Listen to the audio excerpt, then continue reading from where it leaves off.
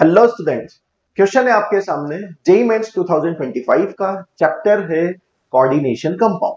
Question में आपको बोला गया है conditions and consequence that favours the T2G3 EG1 configuration in a metal complex are.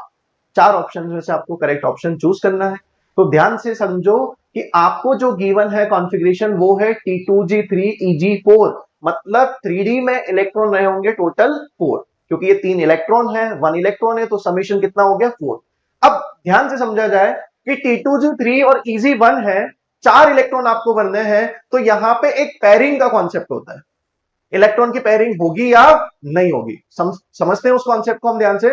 बेटा अगर T2G, अगर आप ध्यान से समझो, ऐसे मैं आपको लिख के बता देता हूं कि T2G आपके पास ऐसा होगा और ऊपर होगा आपका EG।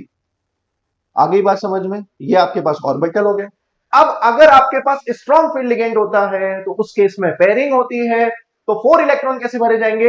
1 2 3 4। तो 4 के 4 इलेक्ट्रॉन कहां होंगे? T2G में।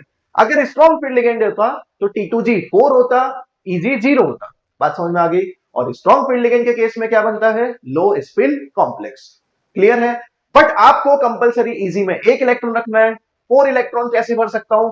वीक फील्ड लिगेंड के केस में पेयरिंग नहीं होती है, तो 1 2 3 4।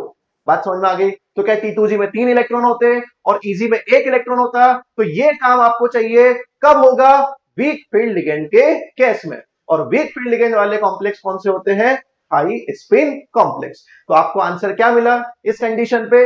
Week field ligand, high spin complex. मिल गया option number 1, weak field ligand, high spin complex. तो आपको टिक करना था ऑप्शन नंबर 1। क्लियर हो गया बेटा? Thank you.